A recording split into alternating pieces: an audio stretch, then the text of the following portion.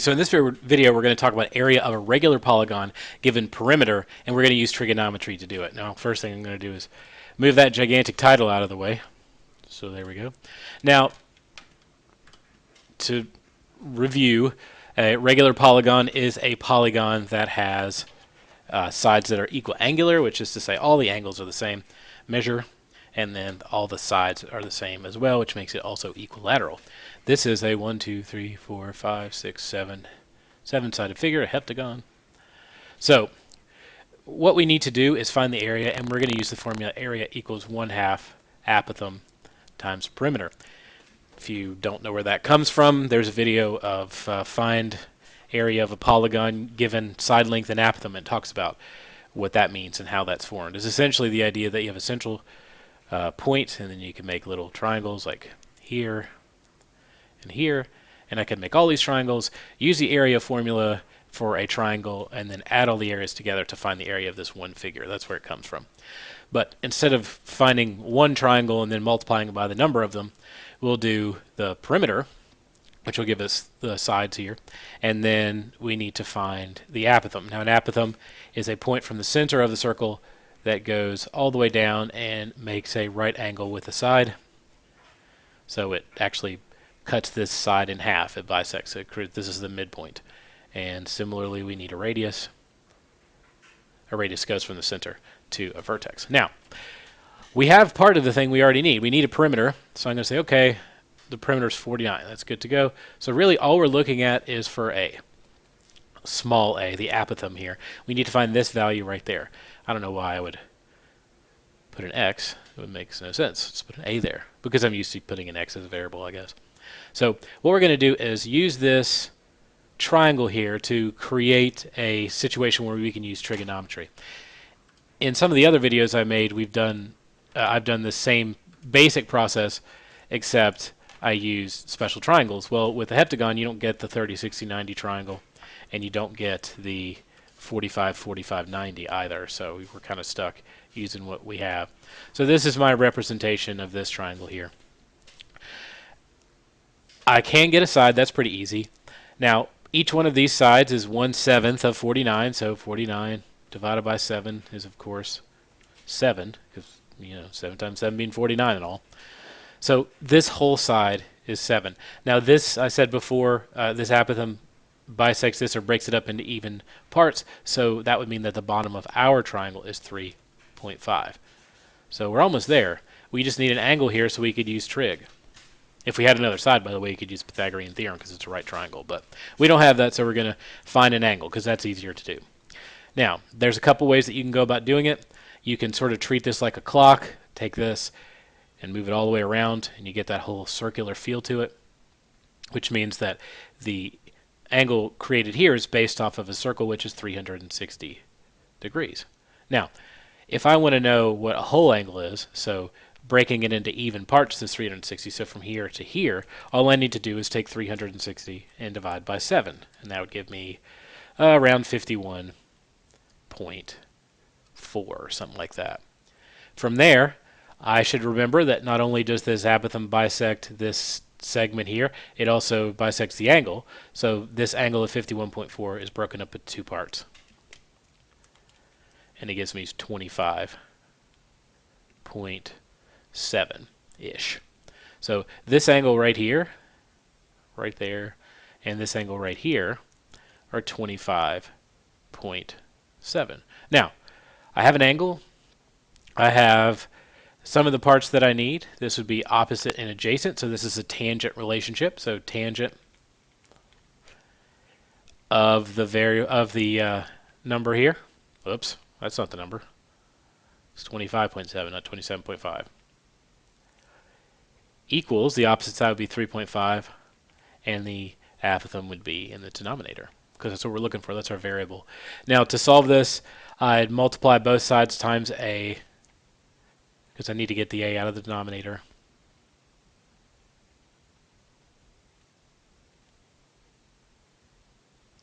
So now I have this. So to solve it, I end up doing a division in the end of all things.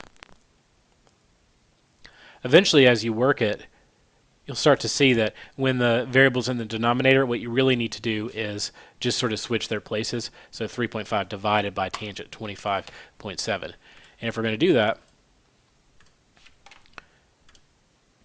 check your mode to make sure it's in degrees. Mine is. If it's not, click down here, click over degree, and hit enter.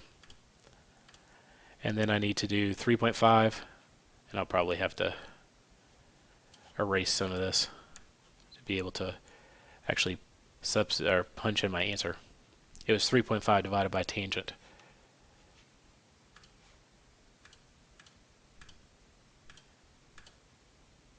Tangent of 25.7. And it gives me a length of 7.27, so 7.3, let's say. And that seems reasonable to me. It's a reasonable answer. The lengths of the sides are only 7, so just to be a little bit longer to get me to the middle, that makes sense to me and have in a 7-sided figure. So my area here, 7.3. So I can just take this, multiply by 49, and then multiply by 0.5, and it gives me 178.2. Based on the program that created this, it should be 178.1, so I'm feeling pretty good about the answer in question. Now, what else could we do? There are other ways that we could get that same answer. One other way I'm going to focus on here. The 3.5 thing stays true. That's all working out hunky-dory. Try to get back to my original triangle here. It's still going to look gross no matter what I do. So instead of going for this angle, I'll try to find this angle down here. Now, in order to find it, I need to find out the sum of all 7 angles together, like the measures of all 7, and I can do that by doing n minus 2 times 180. And there's a video on exterior and interior angles of a polygon that I've made. Millions of people have probably made them. Find one of those if you don't understand where n minus 2 times 180 goes. But it's basically the fact that you can make internal, or you can make full-length triangles here. In order to do that, you have to kind of sacrifice a couple sides to make the first triangle. So this one takes 2, for instance. Now I have a triangle. After that, each line that I make makes another one. So 1, 2, 3, 4, 5. So I'd have 5 triangles there, long story short. Anyway, the n here would be the 7. 7 minus 2 is equal to 180, or not equal to, is times 180. Now, you might feel motivated to go ahead and make 7 minus 2, 5, because that's what you do, and that's totally fine. I don't do that for one very specific reason, and by the way, the sum of all the angles is 900. So I know now that to find this angle, or specifically this angle, I need to divide by how many there are, and there's 7. So a really common mistake is you put 5 here and then you divide by 5 and you get the wrong answer, because you're not breaking it the 900 degrees into 5 parts.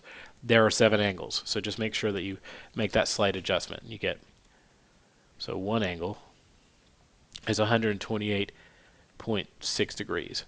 Now once again, this radius is bisecting this angle. So much like where we had 7 here and it was 3.5 each, I need to take half of this number. So our angle here would be 128.6 divided by 2, which is 64.3. Right here. So now I have this, and I really don't need this anymore. So with this I have an opposite and an adjacent. Once again, it's tangent. So tangent 64.3 equals, the opposite side here would be the apothem, and the adjacent side would be 3.5. With that being said, my best advice is to write down this step. The reason is because when you set it up, it's easy to see what to do next. Like obviously here I do times 3.5. If you just try to keep it in your head that you multiply every time, well, that's not true. On the other one we didn't multiply, and it's just easier to set it up so you can see it. That way, if it's 3.5 up here, you know to do 3.5 divided by this, as opposed to these two things being multiplied together. So it's a really common thing to make that kind of mistake. I'm just trying to get your head into, avoiding those types of mistakes. Anyway, we worked this out. I did the multiply, end up with 7.3, just like I did before. So I'll still get my final answer of 178.2. in that general area. And if this is centimeters, so put your units on there, and area is a two-dimensional measurement, so centimeters squared. One more and I'm done. I'll try to do the next one much faster. I just want to get a decent explanation out there. Clear objects.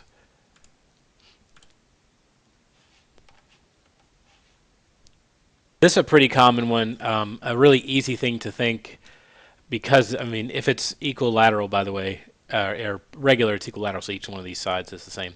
So it's an equilateral triangle. But it's easy to think, well, it's always a triangle, so I'm definitely going to do a line here and then think, like, well, where do I get all the information that I need? You actually can get some of the information that you need. So let's look at what we've been given. We have a perimeter of 6 yards, so 3 sides. This is a 3-sided figure. I'll put that up there. So each one of these sides is worth 2.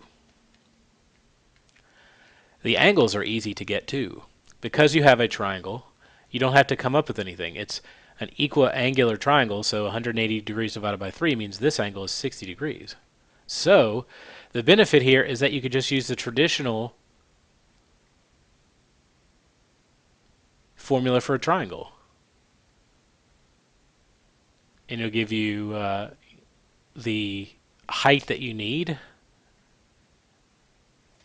you're good to go. So area equals 1/2 of a base times the height. Well, the base here is 2.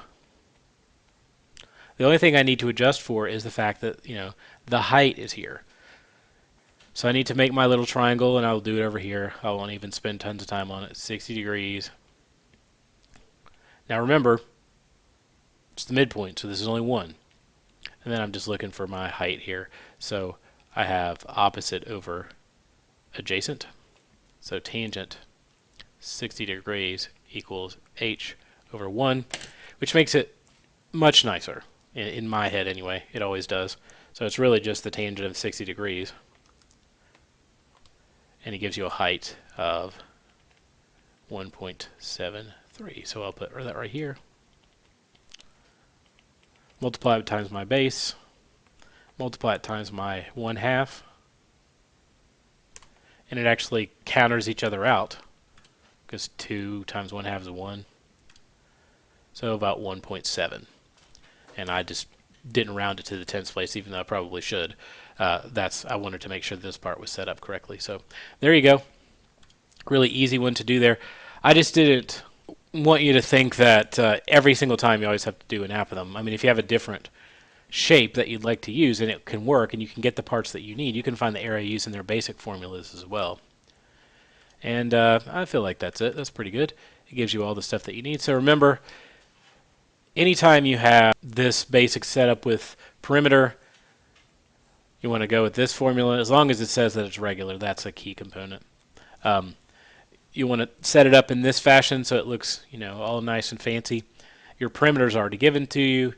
Use the relationships within the angles and the sides to give you that apothem value that you need, and then multiply by 1/2 and you should be ready to go. So that's an area of regular polygons when you have a perimeter and you have to use trigonometry.